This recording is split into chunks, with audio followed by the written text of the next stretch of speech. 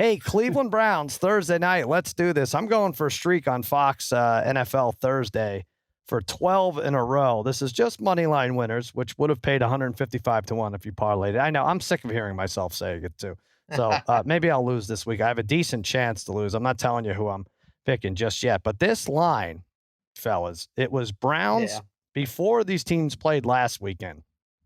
The look-ahead line was Browns -6 over the Broncos. Then Baker gets hurt. Chubb is hurt. Chubb didn't even play last week anyway. Hunt is out. They have linemen out. Mess, Odell, right? And then on the other side, Bridgewater's got a bum foot. I'm not promoting this game very well for my network, but it went down to Browns -3. I think they figured that Baker wouldn't play. And then it was announced that Case Keenum is replacing Baker. And so now this is a 1.5 point spread. The Browns are still favored. And the over-under has gone down to 41.5. Now, I have to pass, Parlay Kid, for now. Now, tune in tonight. You'll see if I get 12 in a row. But why don't you pick the game? Which way are you leaning? Yeah, I don't love the fact that this line, but I guess it's to be expected with everybody that the Browns have out. So, Sal, I'm just going to take the Broncos money line here to win this game outright. Yeah, look, I just don't know if the Browns have enough to compete right now. They basically have all their backups at the skill positions are not available. And the Broncos, one thing I know, their defense is still a top 5 defense. They don't allow a lot of points. And their defense kind of feasts on bad offenses. And I think right now that's what you're looking at with this Browns offense. It's a pretty lousy offense. Not only are they missing skill guys, they're missing guys on the line. They're going to have a tough time. Von Miller has promised a very big game tomorrow. He promised tomorrow more night. than that. He said he was going to kill the tackle. He didn't even know the guy's name who he was playing against. So I don't think. Yeah, so more than promise. So he's going to come. Look, he's a man of his word, right? So I think he's going to come out, get a couple sacks. And look, Bridgewater is good on the road as well. He somehow plays well on the road. His numbers they look better than the way he's played, I guess. So those first 3 games, he was able to really inflate his stats a little bit. But he could do enough. And the Broncos, technically, on paper, have enough offensive weapons to score enough points against the Browns offense that really shouldn't put up more than 17 to 20 points in this game. Let's take the Broncos straight up here, Sal, to win this one. All right. Brother Bry, you agree these Broncos played your Raiders last week, and they couldn't look worse offensively, couldn't put it together. I know Bridgewater, what did he have, like 4 turnovers? I think he fumbled once. He had 3 interceptions, I believe, but you like him just the same to bounce back here. Yeah, I think they bounced back. Yeah, they looked awful, but I'm kind of sick of both these teams already. I've always been sick of the Broncos, but I'm really disappointed in how the Browns have played the last few weeks, especially because they cost me so much money. So this might be an angry bet for me. But like you said, dealing with a ton of injuries. Now you got Keenum starting, you got Johnson at running back, Beckham's banged up. Conklin and Willis, I don't know if they're playing or not. They're questionable, but it doesn't necessarily look good on the short week. But like Parlay Kid was saying, I think if there's one thing you can trust in this matchup, it's probably the Broncos defense. Although they struggled a little bit recently, I think this Browns it's funny, right? This Browns team is going to look like a team from like 3 or 4 years ago, right? Right. One of those old shitty Browns teams. You actually said, Brother Bry, you said Case Keenum is Baker with the smaller shoulder pads, right? Yeah, exactly. Without the like rib pads, that makes them look like 20 pounds lighter. But most disappointing, I would say, about the Browns in the last 2 games is how poor their defense has been. They've been guys wide open all over the field. They've had some big penalties.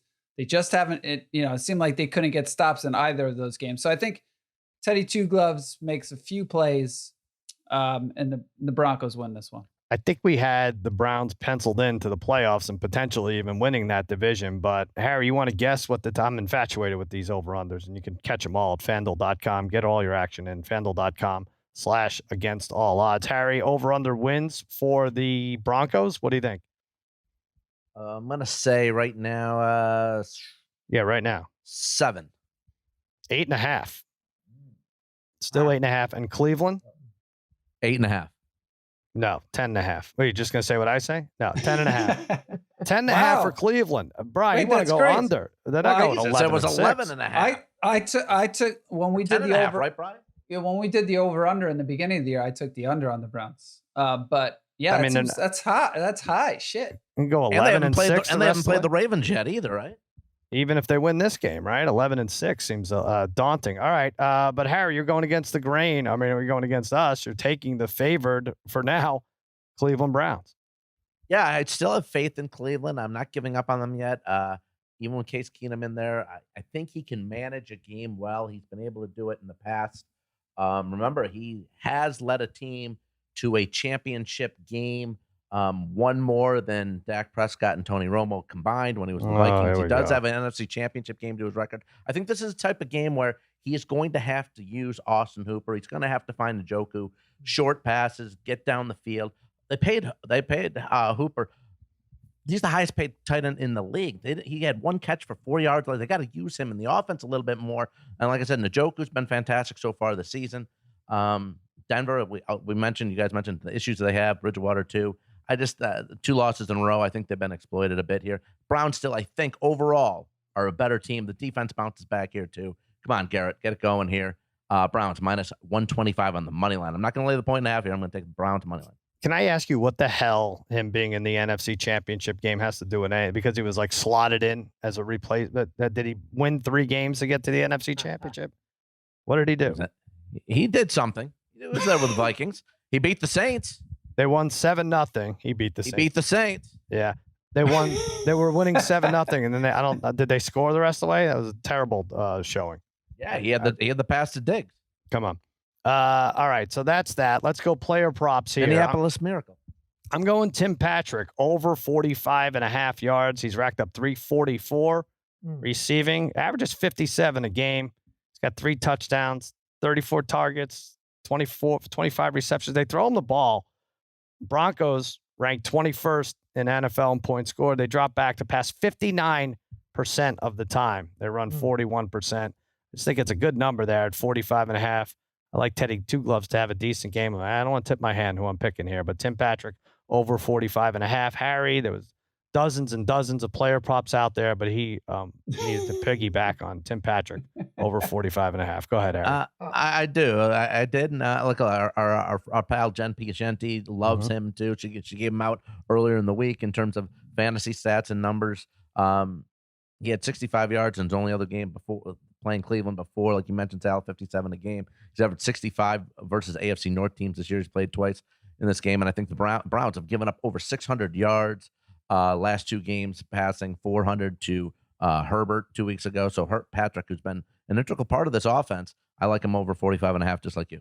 All right, Brian, you want to go Patrick too? Let's all go Patrick over here. Yeah.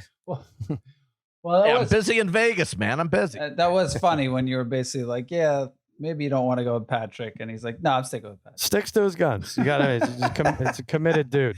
By the way, does Sal look like John Gruden, or am I out of my mind? Oh, come on. Come on, a little bit with the shirt, the hat, Brian. I mean, with the shirt? Why? I have a shirt and a headset on. Is that all you have to wear? Like a dark shirt? But he wears the and the extra points hat. I could see it. Yeah. The black shirt, I guess the black shirt. The black shirt's similar to what Gruden. Guys, you're on notice. If you wear a black shirt, you're going to be compared to John Gruden. Just know it now. All right, I wear an orange shirt. I got compared to a pumpkin, right? Yeah, for sure. The great pumpkin. Brian, you like Johnson under 58.5? Yeah, I like Johnson under 58.5. The Broncos are currently top 5 in the league against the run. They're only giving up 3.7 yards per carry and 86 yards per game. Although I know it was weird, they did struggle against Pittsburgh against the run. But Johnson, to go over, he's probably going to need to get, I think, somewhere like 15 carries to go over this number. How long will they stick with him? Granted, he's been with the strong backfield for years, but he has 40 carries in 3 seasons. So will they give him a huge workload? I doubt it. You still have Felton who could get some carries. Or I'm sure they're going to want to get Felton the ball a bunch. Maybe the guy Kelly, who they brought in, could get a few carries. So if he only gets 12, listen to these names. It's a Johnson, Felton, Kelly. My God, this is old school Browns, man. It really is. Browns.